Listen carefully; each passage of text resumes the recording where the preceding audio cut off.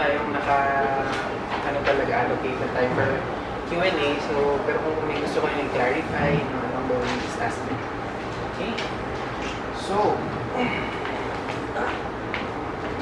today we're going to talk about hypertension and obesity and overweight. Okay? So, obesity. So, sinadya ko siya. Obesity, medyo hindi na siya kasya. Aray! Mga inubo yung mga... Okay, so... sa 10 tao na nakakita niya sa isang araw, no judgment ha, ilan yung nakikita niyo medyo siya? Isa, dalawa, tatlo. Kasama nila ni Aray huwag ka nang magbilang dyan Kasama nila ako, sir. So medyo madami din tayong mga kapwa Pilipino na lumalaki na, no? So, marami din na medyo nagpapaganda ng katawan. So, mas madami yung medyo malaki. So, pag-usapan natin yung ano yung process kung bakit medyo nagkakaroon ng paglaki ng weight or nagkakaroon ng pagtaba. Okay? So, let's talk about obesity. Okay? So, worldwide, obesity has more than doubled since 1980. So, in 2014, more than 1.9 billion adults 18 years and older were overweight. Obese, over 600 million were obese. Okay, so mas madami yung overweight kesa sa obese. Mas madami yung papunta pala. Bakit? Okay. Sana walang negative connotation. Yung obese daw kasi hindi na nakakabalik. So, medyo na ano na. Okay. So, hindi nagpa-follow yung medyo mga obese sa ina-advise ng doctors. Although may mga iba din na nagpa-follow, pero medyo mahirap. Kailangan medyo religious yung pagsunod sa mga directions ni doctor at mga healthcare professionals. Okay?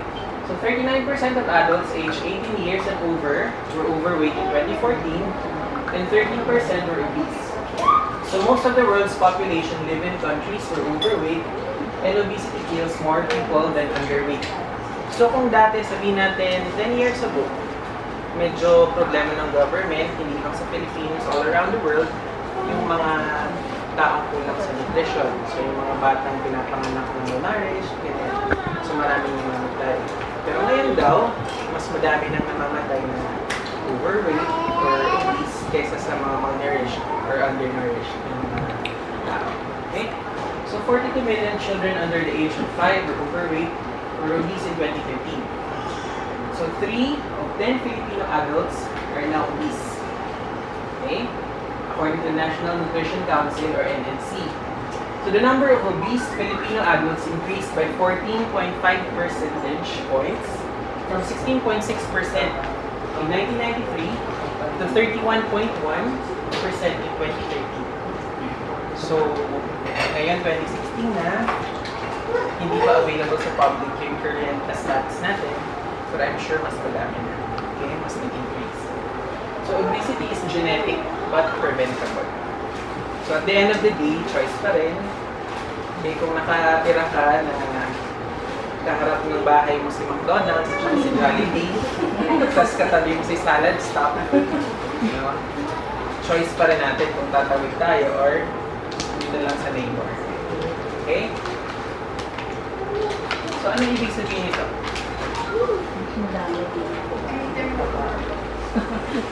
Hindi na ang lifestyle ngayon no? Mahilig na tayo sa fast food. Okay? So, Lagi ibig nagmamadali. sabihin nito, mas madami daw, according to studies, okay, based on statistics, mas madaming babae na Obese? obese. Bakit kaya? Mas malakas sila. Mas malakas yung metabolism.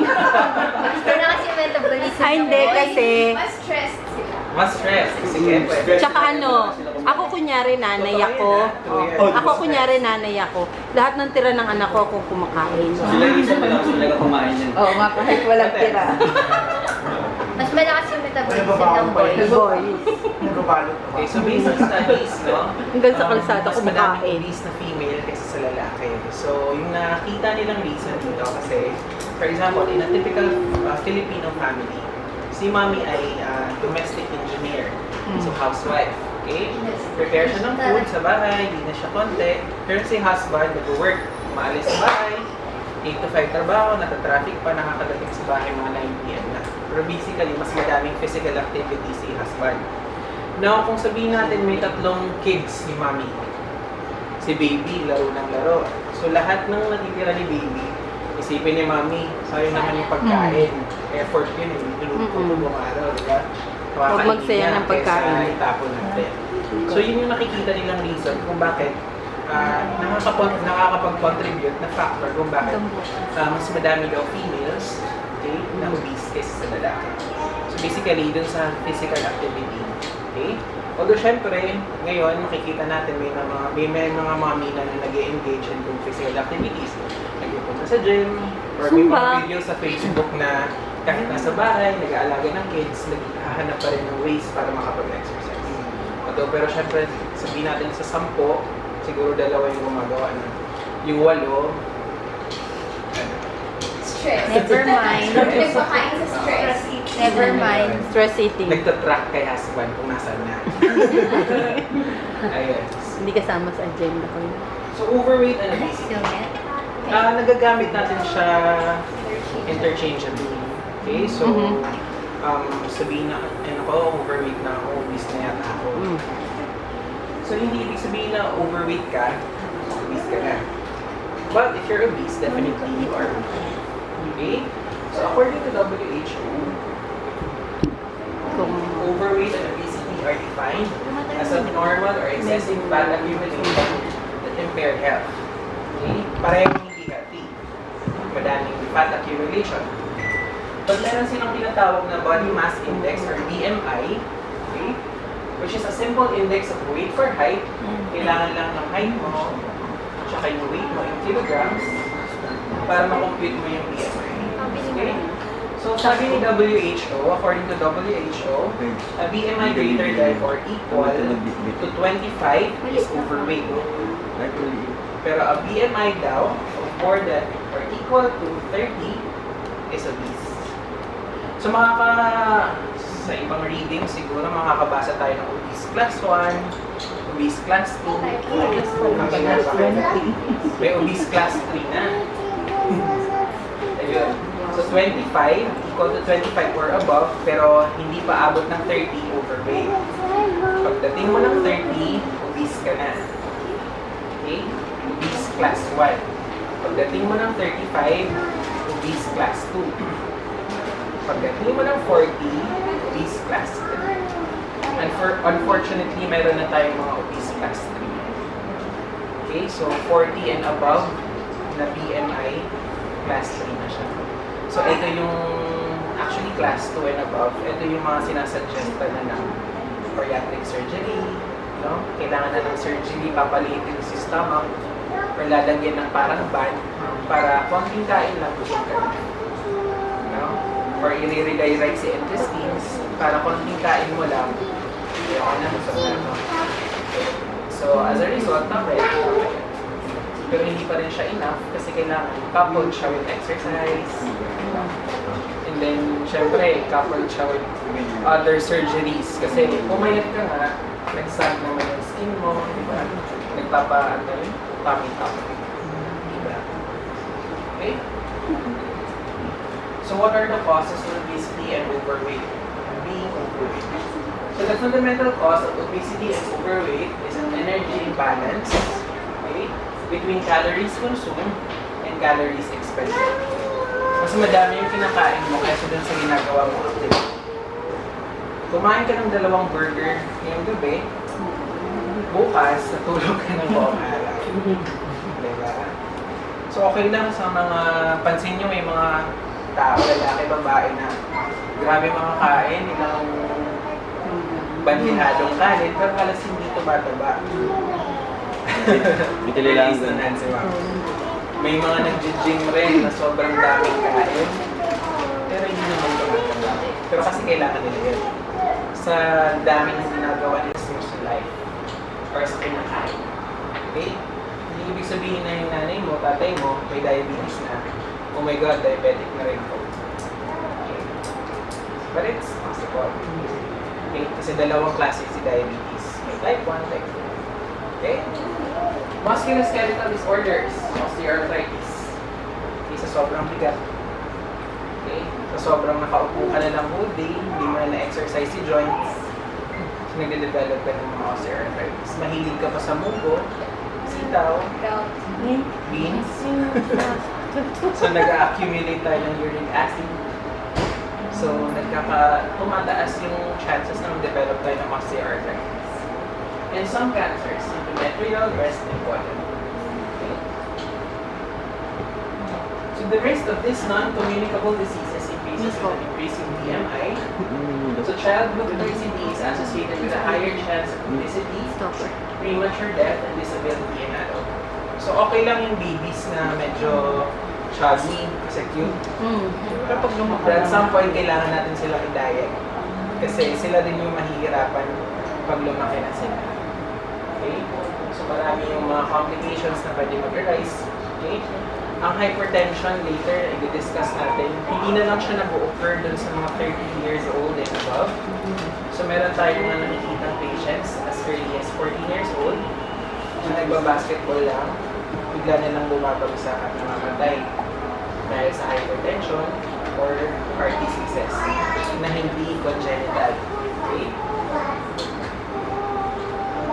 So, anong pwedeng gawin at the personal level? Limit energy intake from total fats and sugars. Increase consumption of fruits and vegetables, as well as legumes, whole grains, and nuts. So, may dalawa kang plates. Yung isa, salad. Yung isa, Zark's Burger. Meat. Sabihin na lang natin pareho silang, mas mura si Zark's. Sabihin natin 150. Si salad 300 per serving. Ano pipiliin niya? Herbs. Zark's? Zark's kasi mas mura. Pero hindi healthy. Yun lang yung problem kasi yung mas healthy na food, mas mahal. But konti lang yung serving. Ayaw mga nandamon. Ilang daon lang, ano na, 300 na. Gulay, pwede pa. Pero sana. And engage in regular physical activity, 60 minutes a day for children and 150 minutes per week for adults. Okay? So yung malapit lang na market sa bahay, huwag nyo nang i-tricycle. Yung isang floor, dalawang floors, huwag nyo nang i-elevator. Steps na lang. How about coffee, Doc? Yung masyadong sobrang Mga larawan at kape. Well, coffee, Yung ibang 20 sakit. size. Yung 20 size talaga. Well, you can develop gastritis, Ah, okay. meron family history. Oh. Buti na lang ang kape ko, malamig. But if you're hypertensive, tapos may ka sa kape, pwede siya maging factor. Ayan, magtatanong ako mamaya sa hypertension. Okay? Kasi ang kape mo mainit. Hypertension.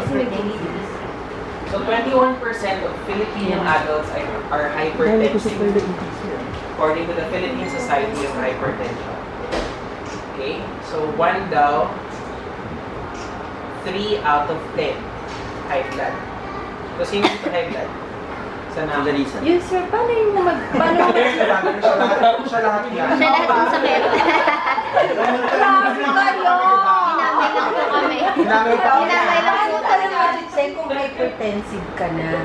Oh, Kasi ako like, genetic, hereditary. Yan yung talagang ano ng family namin, high blood. So you have, you get to have your BP checked Kain sa pa ba? nurses or kung meron tayong kapitbahay or relative na may pang-BP. 100/80 lang ako, excuse me.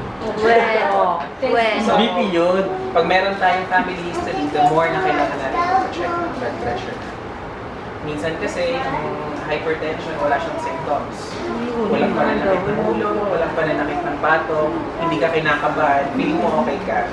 Yung mas nakakatakot kasi parang how do we call that, walking bomb. Pero besides the BP, ano pa po yung pwedeng pang-test if you're Hindi, Larissa, BP lang talaga. kaya ko sagutin niya. Huwag kang mag-i-invite ng mga pasaway. Yun lang. Para di ka ma-high Pero ako blood. na-stress. So hypertension causes 7 million deaths every year, while 1.5 billion suffer due to its complications. Okay, so madami din. That's according to WHO. So So it is a condition in which the blood vessels have persistently raised pressure, putting them under increased stress. So pag mapapansin nyo, pagkakapain nyo yung pulso nyo, may gumaganyan-ganyan. Isa lang yan sa maraming klase ng blood vessels. Yan artery yun. Okay? Yung blood vessel natin na walang pinting-pinting or walang pulso, veins ang tawag doon. Okay? Pareho affected ng mataas na pressure ng dugo. Okay? So, sa practice ko, meron ako na-encounter na mababa po kasi yung dugo ko, anemic ako. So, magkaiba po yun. So, kailangan natin ma-delineate yun. Okay? Pag sabihin natin anemic, okay, yun yung mababa na pagkapula ng dugo. Pansin nyo, sa pag-CBC natin, pinakauna hemoglobin. Yun yung pagka-red ng dugo. Pag mababa yun, doon ka anemic. Okay? Si blood pressure iba pa. Yun yung lakas ng daloy ng dugo na dumadaan sa blood vessels or ugat natin. Para siyang gripo, tubo. Tubo ng tubig. Okay? Yung dumadaloy na water, pag open mo, kung sobrang lakas, yun yung blood pressure. Okay? Iba pa yung pagkapula ng dugo. So, wag na yung ma-confuse yun. Anemia Pwede sa kang hypertension anemic natin. pero hypertensive ka. Pwede. Pwedeng mababa yung pagkapula ng dugo, pero malakas yung pressure niya. Okay? So, normal adult blood pressure hindi is kayo defined as a na- blood pressure of 120 millimeters mercury when the heart beats. Okay, yung taas, yung 120, pag nag-beat si puso, and a blood pressure of 80 millimeters mercury when the heart relaxes. Lab-dab. Dab. Yung first na tube, yung 120. Second na tube, yung 80. Okay? So doon ano yung delikado po na pag delikado pag tumataas? Yung Actually, sa practice, range siya. Hindi lang yung tipong 120-80 beat ko, normal. 119 over 79, ay, mababa na. 121 over 81, ay, mataas na. Hindi po. Range po yun. So, 90 over 60, papuntang 120 over 80. Nasa nandun ka sa loob naman, okay yun. ay no. Anything na mas mababa sa 90 over 60, anything na mas mataas sa 120 over 80, hindi Hindi maganda. maganda. Okay? Pero depende pa yun sa edad. Kasi kung bata, iba pa yun. Okay? Kung adult, iba pa yun. So, meron tayong mga sinusunod na mga... May mga Bata, sinusunod yun. tayo na guidelines. Bata. Tabi mo bata. So, the higher the blood pressure, the higher the risk of damage to the heart. And blood vessels in major organs, such as the brain and kidneys. So, hypertension is the most important preventable cause of heart disease and stroke worldwide. So, ang pagiging high blood, marami po siyang complications sa brain, sa kidneys, okay, sa mata, sa periphery natin, sa mga paa, sa mga ugat sa paa. Okay? Kung mapapansin nyo, kung meron kayo salamin na latalitin kayo, sabi kong varicose veins, si hypertension nakakapag-contact. Ay, wala akong varicose veins. Maganda pa rin. So, nire-relate talaga ni Master. Para sa iyo. Tama yan. Para ako nag-check up na ng ano ngayon. Papacheck up. Ako nagpapacheck up ako. So, 5 concrete steps to minimize the odds of developing high blood pressure and its adverse consequences. Una, healthy diet. Mahal kasi ng healthy diet. Dok eh. Yung healthy na pagkain sa ano pa, sa Rockwell ko na display eh. Tama. Pwede naman sa ano, Hindi balintawak. mo pwedeng ano. Agahan mo lang. Okay? So, number 2, avoiding harmful use of alcohol. Ay, hindi ako To nag-drink. limit intake Kahit to hindi no healthy. more than one standard drink a day. Hindi ako naninigarilyo. So, nag-a-apply dito yung anything in excess, hindi maganda. Pero Okay okay lang lang. naman si alcohol. Excess Okay lang ng daw. drink, ay excess ng veggies and fruits, Oo. di ba, Dok? Okay lang. Kasi studies have shown that alcohol is actually good for the human. Sabihin natin, example lang, a construction worker na sumasahod ng arawan, in a week or in a month, nakaka-4 na beses uminom. Every Friday. Diba? Friday Or payday. kahit yung mga corporate na dun sa corporate agencies na work. So every Friday lalabas. Pero hindi lang yan alcohol. May kasamang yosi. Diba? Kulot. Okay. Aba. Number 3, physical activity. So hindi naman kailangan pumunta sa gym.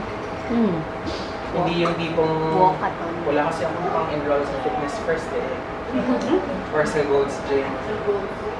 Ghost gym na lang. Kahit anong physical activity ko na mapagpapawisan kayo, Uy, nag-jogging ako. Grabe. 10K. okay na po yun, makakatulong. 1.5 kahit hour. paano. Ako nag-walkathon. Okay. Number 4, stopping tobacco use and exposure to tobacco products. Okay. Number 5, managing stress in a healthy way, such Kasama ba as din? through meditation, appropriate physical Physical exercise, and positive social contact. 2 hours. So, wag nilang stress yung mga hindi kailangan stress. Kasi stress, you mentioned kanina ni ma'am, na-contribute din siya. Kailangan ako sa minute. So, hypertensive ka na. Alam mo, may idea kang hypertensive ka, pero hindi ka nagagamot. Yung idea mo, nakuha mo kasi si mama at si papa, hypertensive. May mga times na sumasakit yung batok mo. Ikaw yung tipong tao or ikaw yung may type na personality na ang bilis ka mairita. So, nasa work ka, yung nakasagutan ka. Yung event na yun, pwede siyang maging factor ng pag-shoot up ng BP mo. Okay? Kapag sagutan ka, pinunfront mo yung mga ganun. So, yung mga ganun na maliliit na bagay, kung maiiwasan, iwasan na lang. Pwede. Kung meron kang Ito mag-in with me. meditation na alam na parang diba? Wag na. Wag ka na mag-engage sa ganyan. Kung alam mong pwedeng pumas. Kasi may mga pumupunta dito, nag-hyperventilate, hindi kumakahinga, Dok. Bakit? May nakasagutan ako sa opisina eh. Kunin namin yung BP. Slightly elevated or elevated. Sige ma'am, relax muna kayo. Eh, hindi siya known hypertensive. So, the fact na medyo tumaas, meron kang potential na maging hypertensive or mag-develop ng hypertension. So, yung mga ganyang events, like, kung hindi kailangan naman, gusto ko pumunta ng Megaman kasi safe, pantayin mo na sa hapon, hindi mo masyadong mainit. Huwag kang magpila. Kung bukas yung Megaman lang alas 10, doon talaga ako para mauna. Nasa arawan ka. So, yun yung mga ways na huwag ka makipagsabayan sa marami sa MRT, di ba? Mas maaga ka mag uminit yung ulo mo sa traffic kasi late ka na. Kasi late ka gumis eh. Tumaas yung BP mo, yung mga gano'n. Okay? Okay, so thank you. So if you have questions, Uy, ba't ako lang? Kayo sobra naman kayo. Pag dinamay mo lang naman kami dito eh. Ikaw talaga magtatanong eh. Kaya sa mga Pilipinas, as of today, Answer, Charlie. so in addition to this, actually, sudden cardiac death, heart attack, diabetes, hindi pa natin tatanggalin siya. In general, accidents, basically, non-familiar. Ako, magugulat kayo, baka kasi meron kayong thank you kit. So we'll be giving it out later. Wow. Surprise na lang po ito. And then we'll be showing you a short video regarding our foundation. Ano po yung pinagsimulan ni Asper here in the Philippines. So in the worldwide po kasi yan, worldwide po it's 290 establishments na. So meron po with UAE, Oman, Qatar, Saudi Arabia, Bahrain, Jordan, India, and now Philippines. So, sandali lang po we'll try to show you a video, very short lang po, about the foundation we're doing. Tapos yun.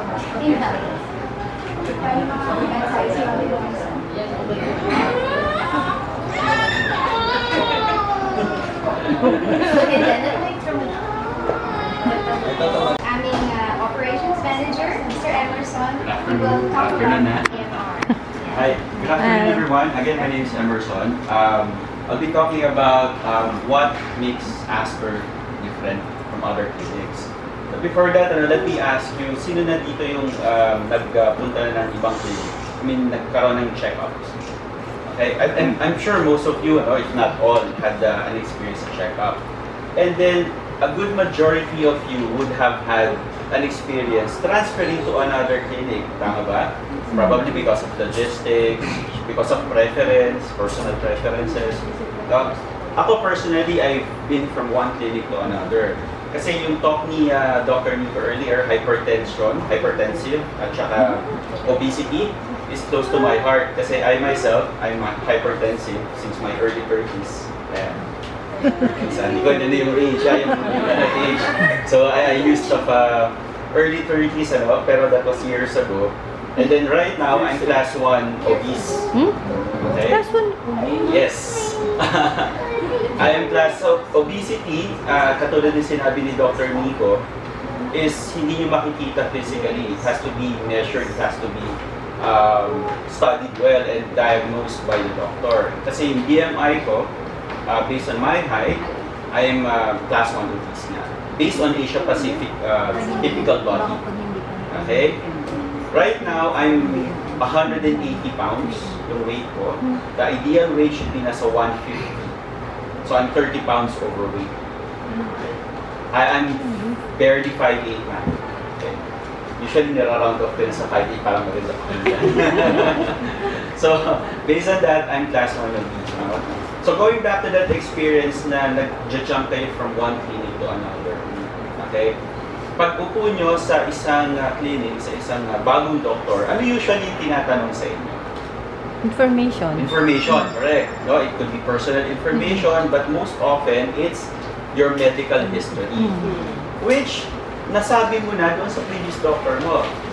Pero dahil lumipat ka ng ibang clinic, hindi nila alam yung iyong medical history, which makes Aster very, very different because we have EMR or electronic medical record. Okay, the electronic medical record would allow the doctors within Aster to see your medical record. So, example, si Ma, nagpa-check up siya, no? Kasi may fever siya today, flu-like symptoms, no? Binigyan ka ng reseta, kinuha ni doctor, let's say, ng internist or ng internal medicine specialist yung history, blood pressure, and all, no? Ito, all the works. And then, probably after 2 months, nagkaroon ka ngayon ng parang chest pain, for example. Probably after swimming or something, nagkaroon ng chest pain. So you went back ngayon sa Aster. Pero different doctor. Okay, ni-refer ka, let's say, sa isang cardiologist kasi nga because of the chest pain. And then you saw the cardiologist will not ask you about your history anymore. Kasi everything is in the record. Okay, mind you guys, when you see a computer in a clinic, it doesn't mean may EMR sila. A computer does not equate to EMR. A computer, sige, hindi kayo manual, pero it doesn't equate to EMR.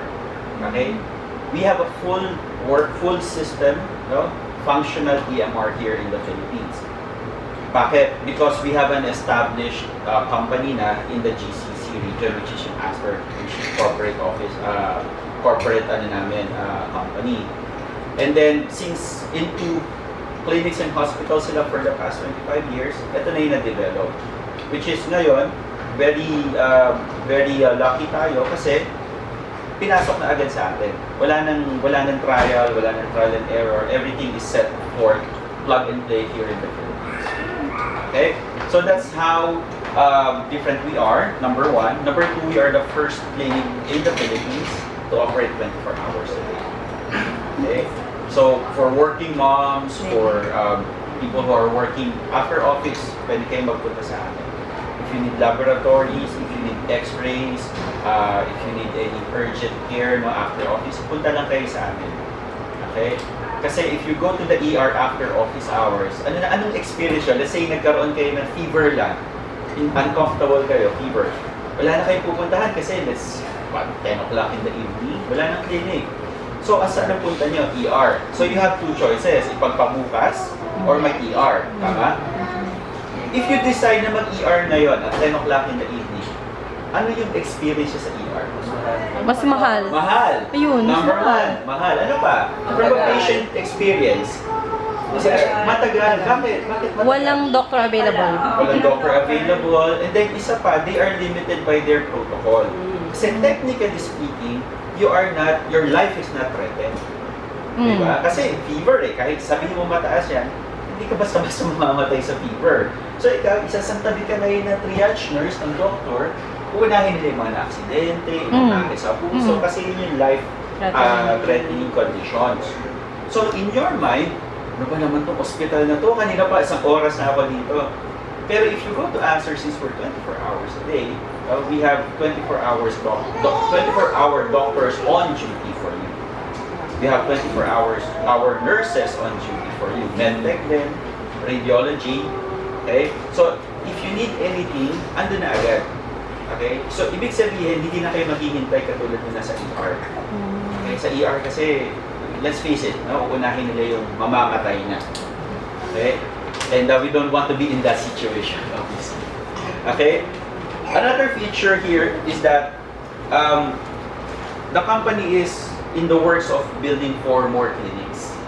Okay? Hopefully near your location para convenient sa inyo. And this is also where EMR comes in. Okay? In the works are MOA. We also have Araneta Center. Okay? And we're planning one more in Harrison Plaza. And then one more, we're to be determined by location. Ang Tipolo nga doon. Walang nagre-request. We're hopefully, sooner rather than later, we'll get there. But let me highlight yung features ng EMR. So let's say si ma'am nagpunta ng Mega Mall. Sinamaan ng pakiramdam. Obviously, Astor St. Francis is yung pinakamalapit. And then, let's say si ma'am is from Manila area. So you have Harrison Plaza. Your records na nakuha namin dito is automatically andoon, online. Okay? So si doctor namin doon, hindi natatawag sa Astor St. Francis. Oh, si ma'am ganito, ano bang records niya, anong ganyan. Everything live, online, makikita ng doctors nandito. Okay? And we are very, I would say, passionate about patient protection and privacy. Okay?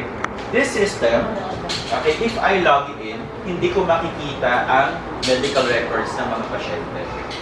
If Shelly logs in as a nurse, hindi niya rin makikita yung EMR.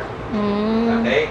Point is, we only have the doctors who have full access doon sa ating patients' medical records. And we are HIPAA compliant. Have you heard of that, HIPAA? Okay, HIPAA is a law passed in the US wherein the medical and personal information of any patient is protected by law. So we are compliant doon. Kasi dito sa Philippines, very minimal lang yung protection ng patients. So we went above and beyond the standards of the Philippines. So we are HIPAA compliant. So it's a Health Information Protection Act of the United States. Okay? So ito yung highest level of protection or patient confidentiality na available sa mundo. And we are compliant with that because of EMR. Okay? So let me give you a short tour, no?